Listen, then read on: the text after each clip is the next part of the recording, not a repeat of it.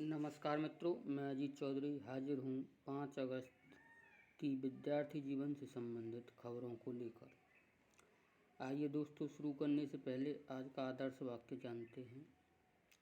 चेहरे अक्सर झूठ भी बोला करते हैं, रिश्तों की हकीकत तो वक्त पर पता चलती है। चलिए मित्रों, आज की पहली खबर। अन्न महोत्सव आज संबोधित करेंगे प्रधानमंत्री जी। प्रधानमंत्री गरीब कल्याण योजना में प्रति यूनिट 3 किलो गेहूं और 2 किलो चावल निःशुल्क अलग से दिया जा रहा है, जो कि यह योजना गरीब ज़रूरतमंदों के लिए कोरोना काल में वर्ष 2020 में ही शुरू की गई थी।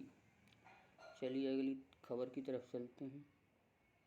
12 साल की जापान की कोकोना हिराकी ओलंपिक में पिछले 85 वर्ष में सबसे कम उम्र की पदक जीतने वाली युवा खिलाड़ी बन गई हैं, जिन्होंने स्केटबोर्डिंग में महिलाओं के पार्क इवेंट में रजत पदक जीतकर यह उपलब्धि हासिल की। अगली खबर। यूपीपीएससी द्वारा राजकीय आश्रम पद्धति इंटर कॉलेजों में प्रवक्ता पद के लिए प्रारंभिक परीक्षा 26 सितंबर को आयोजित कराने का निर्णय लिया है तथा जीडीसीई के अंतर्गत रेल कर्मचारियों द्वारा प्रमोशन के लिए आयोजित विभागीय परीक्षा में 69% से ज़्यादा उपस्थिति रही। यूपीपीएससी ने पुरुष वर्ग में राजकीय इंटर कॉलेजों में भौतिक विज्ञान प्रवक्ता के 21 पदों का परीक्षा परिणाम घोषित कर दिया है।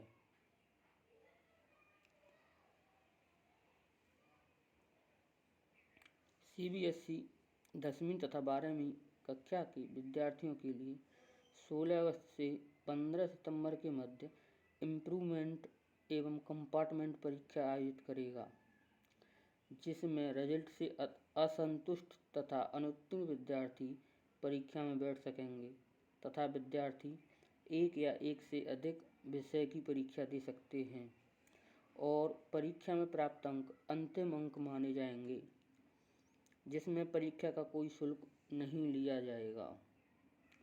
यूपी बोर्ड ने 2021 परीक्षा परिणाम में त्रुटि या समस्या समाधान के लिए 11 अगस्त तक शाम 6 बजे तक ईमेल या हेल्प डेस्क पर आवेदन कर सकते हैं।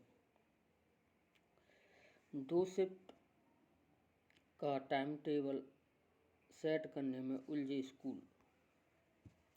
अगली खबर है। ग्राम पंचायतों में लागू होगा सिटीजन चार्टर। इसका मुख्य उद्देश्य सरकार की किस सुविधा का लाभ या शिकायत का समाधान कितने दिन में हो जाएगा। यह योजना उत्तर प्रदेश के सभी जिलों में 15 अगस्त को लागू हो जाएगी।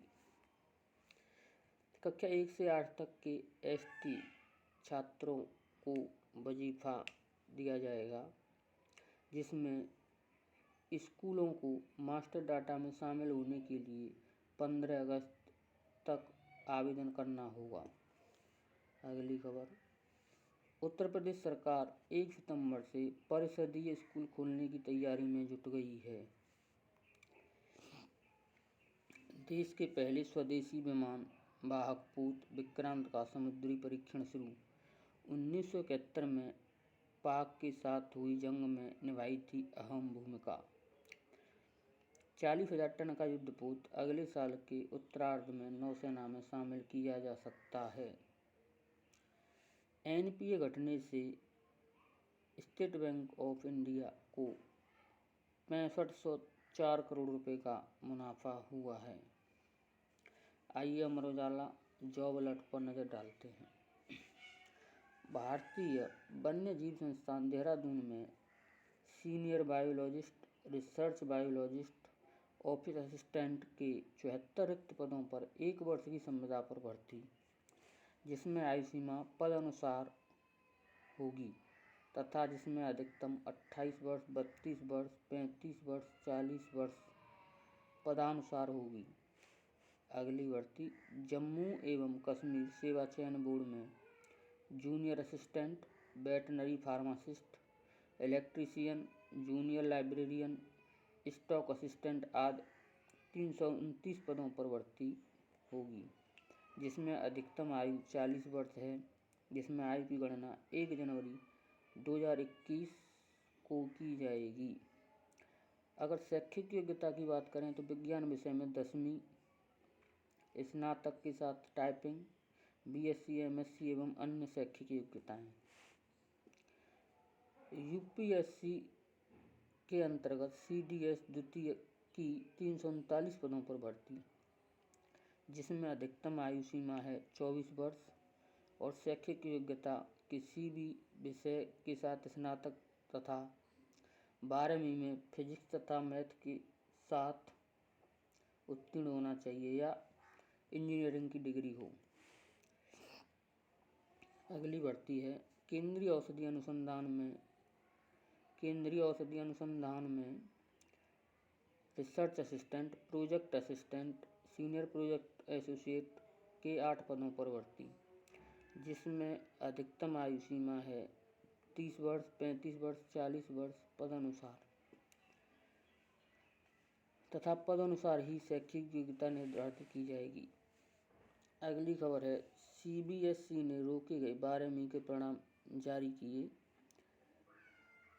सीबीएसई द्वारा 65,000 विद्यार्थियों का परीक्षा परिणाम विद्यालयों के विभिन्न कारणों द्वारा रोक लिया गया था, जिसे आज जारी कर दिया गया।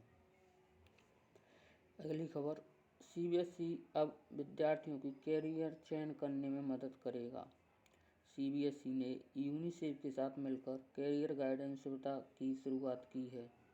इस सुविधा का लाभ 9 से 12वीं तक के विद्यार्थी ले सकते हैं। दिल्ली विश्वविद्यालय में 3 दिन में ही सीटों से अधिक रजिस्ट्रेशन हो चुके हैं। समग्र शिक्षा अभियान को मंजूरी, बच्चों को खेल के जरिए सिखाने पर होगा जोर।